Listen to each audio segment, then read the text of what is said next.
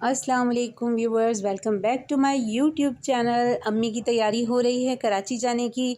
जैसा कि आपको पता है, अम्मी की कल मैं टिकट्स लेकर आई थी, तो अम्मी यहाँ अपना बैग पैक कर रही हैं, कपड़े वगैरह रख रही हैं, जूते वगैरह रख रही हैं। सारी रात तो हमारी बातों वगैरह में गुजर गई थी, तो बस ये फिर सुबह सुबह ही अम्मी अपनी ये तैयारी कर रही हैं। बच्चे इस वक्त सारे सोए हुए थे और इस वक्त सुबह के बज रहे हैं 9।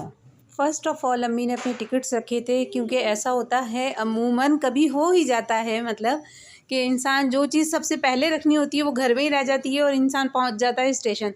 तो सबसे पहले अम्मी ने अपनी टिकट्स रखी थी, बिकॉज़ मेरे साथ ये सीन हो चुका है। टिकट्स का तो नहीं हुआ था, मैं कराची जब जा रही थी, क्योंकि अक्सर मैं कराची जाती ही रहती हूँ, तो जब मैं कराची जा रही थी तो वहाँ जो मैं अपने कपड़े शादी में गई थी, जो मतलब मैंने पहनने थे वहाँ पर, वो मैं भूल गई थी और शादी में पहुँच भी गई थी। यहाँ अम्मी कर रही थी अपने बालों को डाई, जो कि अम्मी का बिल्कुल दिल नहीं था, ये मैंने ज़बरदस्ती करवाया था, क्योंकि अम्मी बच्चों की वजह से बहुत ज़्यादा डिसहार्ट थी कि नहीं मैं बच्चे छोड़कर जा रही हूँ ये वो। तो मैंने कहा अम्मी कलर तो करें ना, आपके बाल इस तरह से रफ़ लग रहे हैं। ज़बरदस्ती मैंने अम्मी को कहा और ये 2 कलर्स मिला के अम्मी करी थी, वरना 1 कलर से जो है वो एकदम ब्लैक कलर आता है, जेट ब्लैक जो होता है वो बड़ा अजीब सा लगता है। तो ये वाला कलर जो मेरा था उसके साथ मिक्स करके लगाओ तो बड़ा अच्छा नेचुरल सा कलर आता है। साथ ही मैं जल्दी जल्दी खाने भी बना रही थी, क्योंकि अम्मी ने खाना साथ लेकर जाना था, वो भी ज़बरदस्ती ही का काम था भाई, क्योंकि अम्मी कह रही थी नहीं मैंने नहीं खाना, सफ़र में खाया नहीं जाएगा, ये नहीं होगा वो नहीं होगा। तो यहाँ कीमा आलू बनाया था भुना हुआ। मुझे तो वैसे शोरबे वाला पसंद है, मैंने बाद में इसमें ढेर सारा पानी डाल दिया था तो अम्मी को भुना हुआ दिया था ताकि रास्ते में गिरे भी ना और वह आसानी से खा सकें। तो यहाँ हमारा हो चुका था खाना डन। रोटियां बनानी थी, एक रोटी अम्मी ने लेकर जाने का कहा था। जैसा कि मैंने आपको बताया था कि हमारे घर में थोड़ा सा रोने धोने वाला सीन होता है जब भी अम्मी जाती हैं, तो वो तहरीन साहिबा तो बहुत ज़्यादा रोती है। रोते थोड़ी हैं, रोते नहीं है। जल्दी आऊंगी, कहा है ना मैंने जल्दी आऊंगी। चलो बस बस बस बस बस बस चलो बस कर दो। तहरीम फातिमा शुरू से ही अम्मी से बहुत ज़्यादा अटैच्ड है। अयान को प्यार करके अम्मी ज़रा रोहानसी हो गई थी और मैं जा रही थी साथ। बुरहान पहले ही रिक्शे में जाके बैठ चुके थे। बुरहान अभी अम्मी से नहीं मिले थे, क्योंकि वो खुश हो रहे थे बहुत जी कि मैं भी साथ जा रहा हूँ समझो। यहाँ हमने मामू के लिए ली थी खताइयाँ, मामू को भेजने के लिए और मेरे जो कज़न्स हैं उनको, क्योंकि उन्हें बहुत पसंद है। और जब भी हम यहाँ से जाते हैं एक तो एक मिठाई मिलती है यहाँ पे, डोडा, आई थिंक सो आपने सुना होगा। और यहाँ हमने कराया था रिक्शा। रिक्शे में मैं, अम्मी और बुरहान थे, इनके बाबा थे मोटरसाइकिल पे। घर से स्टेशन का जो रास्ता है वो बहुत ही लंबा है, बहुत दूर है, लेकिन आज मुझे इस तरह लग रहा था कि बस बहुत जल्दी से आ गया है और वो सामने मुझे नज़र भी आ गया था कि चलो जी लाहौर का स्टेशन आ गया है। और दिल एकदम इतना उदास सा होता जा रहा था, बहुत काबू रखा हुआ था कि अगर मैं रोऊंगी तो मुझसे ज़्यादा फिर अम्मी रोएंगी। एग्जैक्ट टाइम पे हम पहुँचे थे, क्योंकि इस वक्त हो रहे थे तकरीबन 2:35 और 3 बजे हमारी गाड़ी का टाइम था। तो मेरे जो हस्बैंड है उनका कहना यही होता है कि बिफ़ोर टाइम पहुँचा जाए, बिफ़ोर टाइम भाई। तो हम बिफ़ोर टाइम ही पहुँच गए थे, शुक्र है। उनका कहना भी बिल्कुल ठीक होता है, क्योंकि बाहर इतनी फॉर्मेलिटीज़ होती हैं, प्लेटफॉर्म वगैरह लेने होते हैं, कुली करना पड़ता है सामान उठाने के लिए। अभी हमें ये नहीं पता था कि हमारी जो गाड़ी है वो प्लेटफॉर्म नंबर 1 पर आई है, 2 पर आई है, मतलब स्टेयर्स से जाएंगे तो फिर ज़ाहिर है उसमें इतना टाइम लग जाता है। तो अभी हमें अभी कंफर्म नहीं था। अब अंदर जाते हम लोग तो फिर हमें पता चलता क्या सीन था। तो यहाँ पर हम अंदर एंटर हो चुके थे।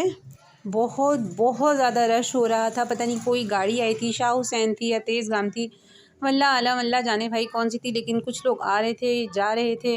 अभी मैं यही सोच रही थी कि अगर प्लेटफार्म नंबर 2 पर आएगी तो फिर हमें ऊपर से जाना पड़ेगा, जिसमें हमें और ज़्यादा टाइम लगेगा।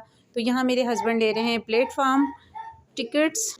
इस गाड़ी का ये फ़ायदा बहुत ही ज़्यादा अच्छा होता है कि ये बिफ़ोर टाइम आ जाती है। मतलब जब हम 2:35 पे हम गए तो हमें बताया गया कि गाड़ी लग चुकी है, तो अम्मी ने कहा चलो ये तो अच्छा हो गया, क्योंकि सारा सामान वगैरह सेट करने में आसानी हो जाती है। यहाँ अम्मी मुझे अल्लाह हाफ़िज़ कह के जब गाड़ी में जाने लगी तो दिल एकदम ऐसे किसी ने हाथ में ले लिया हो और बहुत दिल उदास हो रहा था। बुरहान अभी तक तो बहुत खुश था, लेकिन मुझे पता था जब गाड़ी चलेगी तो वो भी बहुत रोएगा। अम्मी का चेहरा देख के तो मुझे इस तरह लग रहा था कि बस अम्मी को छेड़ने की देर है और अम्मी फूट फूट के रोना शुरू कर देंगी। अम्मी मेरे बच्चों से बहुत ज़्यादा करती हैं और बच्चे भी बहुत बहुत ज़्यादा उदास है। तहरीम का तो घर में रो रो के बुरा हाल था और यहाँ मेरे हस्बैंड कर रहे हैं सारा सामान एडजस्ट, जो कि करना बहुत मुश्किल हो जाता है, क्योंकि किसी से लड़ाई भी नहीं की जा सकती, क्योंकि पूरा 24 घंटे का एक सफ़र होता है। 24 नहीं, आई थिंक सो 22 घंटे का सफ़र होता है, जिसमें सबकी यही कोशिश होनी चाहिए कि सफ़र बहुत अच्छा कटे और मज़े से कटे, बातों में कट जाए, हंसते मुस्कुराते कट जाए तो ज़्यादा अच्छा है। अम्मी मुझे तहरीम के लिए कह रही थी कि घर जाके उसको ज़रा प्यार करना, उसको चुप कराना, मेरी तरफ से बहुत बहुत ज़्यादा प्यार करना, क्योंकि अम्मी उसे रोता हुआ छोड़ कर आई थी, तो दिल अम्मी का बहुत उसकी तरफ से उदास हुआ था। तहरीम के बाबा और बुरहान बस अल्लाह हाफिज़ कहने आए थे, क्योंकि गाड़ी ने हॉर्न दे दिया था और अब ये चलने लगी थी। अम्मी अपनी सीट से उठ के इस तरफ आ गई थी हम लोगों से मिलने के लिए। अब अंदर जाके मिलना तो बिल्कुल भी कोई चांस नहीं था, क्योंकि किसी वक्त भी चल सकती थी। एग्जैक्ट टाइम पे इसने जाना था। थोड़ी देर पहले स्टेशन इतना भरा भरा था, मतलब इतना रश था, और अब बिल्कुल खाली हो गया था। बस 2-4 ही लोग थे आसपास जो मतलब किसी दूसरी गाड़ी का इंतज़ार कर रहे थे। बुरहान साहब जो हैं वो थोड़े से उदास भी थे, खुश भी थे स्टेशन आके लोगों को देखकर। अम्मी जो हैं वो रोने लगी थी। मुझे पता था अम्मी ज़रूर रोएंगी, जाते हुए अम्मी से नहीं रहा जाएगा। सुबह से अम्मी ने अपने आंसू छुपाए हुए थे, घर में भी, मतलब जब मैं कलर करने का कह रही हूँ तब भी नहीं, और खाना भी नहीं खा के गई थी, बस साथ ही लिया था थोड़ा सा। तो बस ये वो लम्हा था जिसमें मैं अम्मी से कह रही थी कि मत रोइएगा, क्योंकि साथ सफ़र में अम्मी के कोई था भी नहीं ना कि कोई ख्याल रख लेता, अकेली सफ़र कर रही हैं। पहले जब बुरहान का एडमिशन स्कूल में नहीं हुआ था ना, तो बुरहान अक्सर अम्मी के साथ जाया करता था, और उससे पहले तहरीम जाया करती थी। अब बच्चे स्कूल गोइंग हो गए हैं, तो अम्मी को फिर यही होता है कि बच्चों की स्कूल ख़राब ना हो, तो फिर अम्मी को अकेले सफ़र करना पड़ जाता है। यहाँ जी हो गया था टाटा बाय बाय। मैं काफ़ी आगे तक चल कर गई थी अम्मी को बाय बाय करते हुए, लेकिन मेरा रास्ता तो आधे ही रास्ते में ख़त्म हो गया था, और ट्रेन ने बहुत आगे तक जाना था।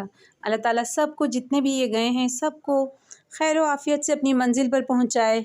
जितने भी मुसाफिर हैं, सबका सफ़र बहुत बहुत अच्छा सा गुज़रे, यही दुआ है सबके लिए। ये एक नेचुरल सी बात है कि जब कोई जा रहा होता है ना, तो पता नहीं दिल क्यों उदास उदास सा होता है, या पता नहीं शायद हमारा ही दिल इस तरह का है। क्योंकि जब मैं कराची से भी आती हूँ ना, हालांकि देखिए मैं अपने घर आ रही होती हूँ, तभी मेरा दिल बहुत ज़्यादा जो है वो ऐसा खफा सा हो जाता है, सबको छोड़कर आने पर, सबसे मिलकर।